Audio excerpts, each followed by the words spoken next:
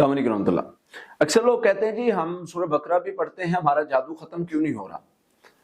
سورہ بقرہ جو ہے وہ ڈیلی پڑھتے ہیں یا کچھ دنوں سے پڑھے۔ دیکھیں جی کچھ چیزیں ہوتی ہیں اس میں ہم کہیں نہ کہیں غلطی کر رہے ہوتے ہیں، کیونکہ اللہ سچا ہے، اللہ کے وعدے سچے ہیں، اللہ کا قرآن سچا ہے۔ سب سے پہلے تو یاد رکھیں کہ جادوگروں کے مقابلے کے لیے اور جنات کا شر اور اس کو گھر سے نکالنے کے لیے ہے سورہ بقرہ۔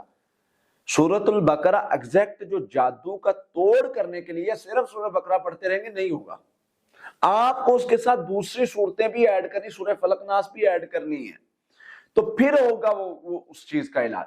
آپ بسا اوقات ایک چیز جو ہے وہ پڑھ رہے ہوتے ہیں، کر رہے ہوتے ہیں، اس کے ساتھ چھوٹی سی دوسری چیز کو ایڈ کرنے سے بہت بڑا مسئلہ حل ہو سکتا ہے، لیکن ہم چھوٹی سی دوسری چیز کو ایڈ نہیں کرتے جس کی وجہ سے مسئلہ نہیں حل ہوتا۔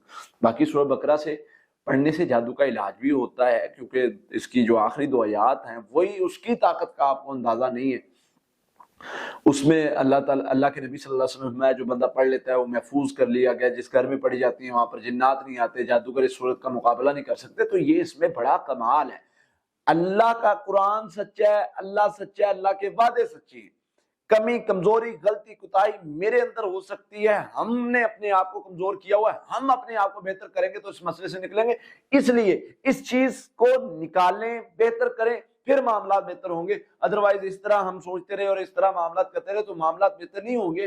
تو اس لیے سورت میں جو پڑھائی بتا رہا ہوں، اگر آپ سورہ بقرہ پڑھتے ہیں ڈیلی، بہت اچھی بات ہے، اس سے زیادہ اچھا عمل ہے ہی نہیں۔ میرے ساتھ جب بھی جادوگروں کا سامنا ہوا ہے، جب بھی مقابلہ ہوا ہے، میں نے سورہ بقرہ شروع کیا اور میں نے خود دیکھا اللہ کی رحمت سے جادوگروں کو بھاگتے، جادوگروں کو جان چھڑواتے، جادوگروں کو جو ہے وہ نیست و نبود ہوتے، اللہ نے ان کو ختم کر کے رکھ دیا۔ کیوں؟ کیونکہ میرے نبی نے فرمایا صلی اللہ علیہ وسلم نے جادوگر اس صورت کا مقابلہ نہیں کر سکتے، تو نہیں کر سکتے۔ جو یہ پڑھنے والا بندہ ہے نا، میں کہتا ہوں جی اس کا مقابلہ اس کا ہے ہی نہیں، اس کے پاس جو عمل ہے کسی کے پاس ہے ہی نہیں۔ لیکن اس کے ساتھ آپ صبح و شام حفاظتی پڑھائی بھی لازمی پڑھیں۔ سورہ فاتحہ 7 مرتبہ، آیت الکرسی 7 مرتبہ، سورہ بقرہ کی آخری 2 آیات 7 مرتبہ، آخری 3 کل 7 مرتبہ، یہ عمل ساتھ میں کریں اور کثرت سے استغفار پڑھیں، پھر دیکھیں کیسے اللہ تعالیٰ خیر کے دروازے کھولتا ہے اور آپ کی مدد فرماتا ہے اور شر سے آپ کو محفوظ رکھتا ہے۔